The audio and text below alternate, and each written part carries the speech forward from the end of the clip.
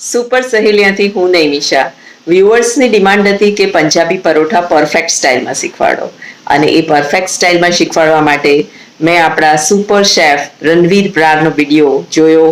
એમાંથી ઇન્સ્પિરેશન લીધું કે પંજાબી પરોઠા કેવી રીતે બને, અને એમની જ સ્ટાઇલમાં પરાઠા તમારી સાથે શેર કર્યા.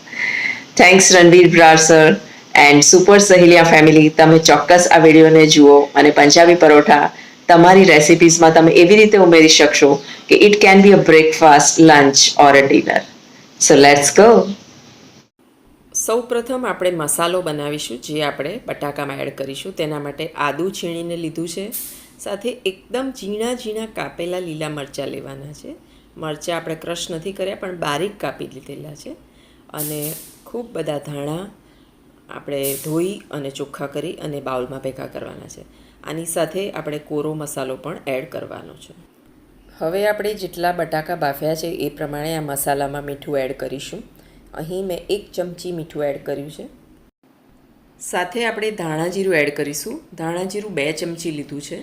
તેનો ફ્લેવર ખૂબ સરસ આવતો હોય છે, એટલે ધાણા જીરું નાખવાનું સ્કીપ બિલકુલ કરવું નહીં. આની સાથે આપણે 1 ચમચી લાલ મરચું પણ મસાલામાં એડ કરી દઈશું. આલુ પરાઠા થોડા ચટપટા હોય તો સરસ લાગતા હોય છે, એટલે મસાલો થોડો આગળ પડતો કરવો. સાથે હું વલિયારી નાખી રહી છું આની અંદર. નાની ઝીણી વલિયારીનો ફ્લેવર ખૂબ સરસ આવતો હોય છે. આની સાથે હું એડ કરી રહી છું ગરમ મસાલો પાવડર. જે પણ ગરમ મસાલો તમારી ઘરે અવેલેબલ હોય એની 1-1.5 ચમચી તમારે ગરમ મસાલો એડ કરી દેવો. બધા જ મસાલા આપણે પહેલાં ભેગા કરી લઈશું. હવે આપણે આની અંદર એડ કરીશું આમચૂર પાવડર. ખટાશ માટે મેં લીંબુ નથી લીધું, પણ આમચૂર પાવડર લીધો છે. બધા જ ડ્રાય મસાલા અને લીલા મસાલા એક બાઉલમાં આવી રીતે ભેગા કરવા, એ જ આ રેસીપીની મુખ્ય જાન છે. બધા મસાલા મિક્સ કરી અને તેને એકબીજાની સાથે ભળવા દેવા.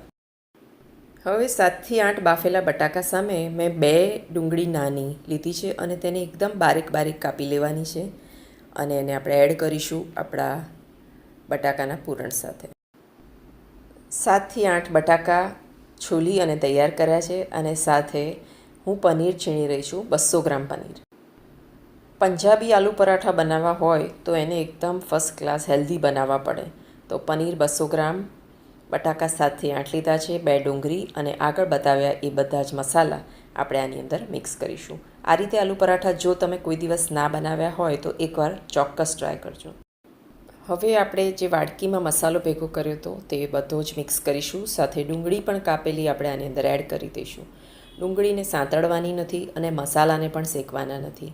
ફક્ત એકબીજા સાથે ભેગા થશે અને બટાકાના પૂરણ મિક્સ થશે. પછી એ પૂરણ આપણે થોડી વાર રહેવા દઈશું તો એનું સખત ફ્લેવર આવશે. તો આ બધી જ વસ્તુ મિક્સ થઈ રહી છે, અને તમે જોઈ રહ્યા છો કે પનીરને લીધે આપણા આલુ પરાઠા એકદમ હેલ્ધી થઈ રહ્યા છે. મસાલા પણ બહુ જ બેઝિક યુઝ કર્યા છે, પણ આલુ પરાઠા થશે બહુ જ સરસ. વધુ તીખું કરવા માટે મેં 2 થી 3 મરચાં પણ કાપ્યા હતા પાછળથી, અને વધુ લીલું દેખાવા માટે થોડા ધાણા પણ એડ કર્યા છે. હવે આપણે લોટ બાંધીશું. તો લોટ જે પ્રમાણે જરૂરિયાત હોય એ તમારે લગભગ આટલા પૂરણ માટે તમારે 3 વાડકી મોટી લોટ જોઈશે. લોટમાં આપણે મીઠું સામાન્ય એડ કરી દઈશું, અને સાથે અજમો પણ નાખીશું, તેથી આલુ પરાઠાનો ફ્લેવર એકદમ સરસ અલગથી આવશે. મોવણ માટે મેં તેલ યુઝ કર્યું છે, પણ તમે ઘી પણ એડ કરી શકો છો. મોવણ પ્રમાણસરનું નાખવું, જેનાથી તમારું આલુ પરાઠાનું પરત સોફ્ટ થાય અને અંદરનું પૂરણ અને બહારની રોટલી બંને છૂટી ન પડી જાય, એવું મોવણ તમે નાખશો તો આલુ પરાઠા ખાવાની ખૂબ મજા આવશે. તો લોટ બાંધવાની ક્લિપિંગ્સ બહુ લાંબી નથી લીધી, કેમ કે લોટ બાંધતા નોર્મલી બધાને ફાવતું જ હોય છે. બેઝિક મસાલા સાથે મેં લોટ બાંધ્યો છે. ઘી અથવા તેલનું મોવણ અને થોડોક અજમો અને થોડુંક મીઠું. તો ચાલો હવે આલુ પરાઠા વણવાની તૈયારી કરીએ. આજે હું તમને અલગ રીતે રેપિંગ બતાવી રહી છું, જેનાથી જે વચ્ચે જે લોટની ગળી રહી જતી હોય છે એ આમાં નહીં રહે, અને તમારો આલુ પરાઠા ઉપર અને નીચેથી પ્રોપરલી શેકાશે. વચ્ચે લોટનો ભાગ પણ બિલકુલ નહીં રહે.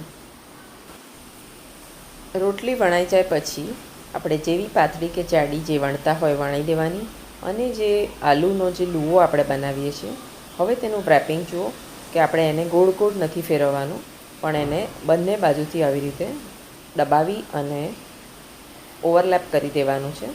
હવે આ જે ગળી પડી એને એક પાછળ લઈ લેવાની અને બીજીને આગળ લઈ લેવાની.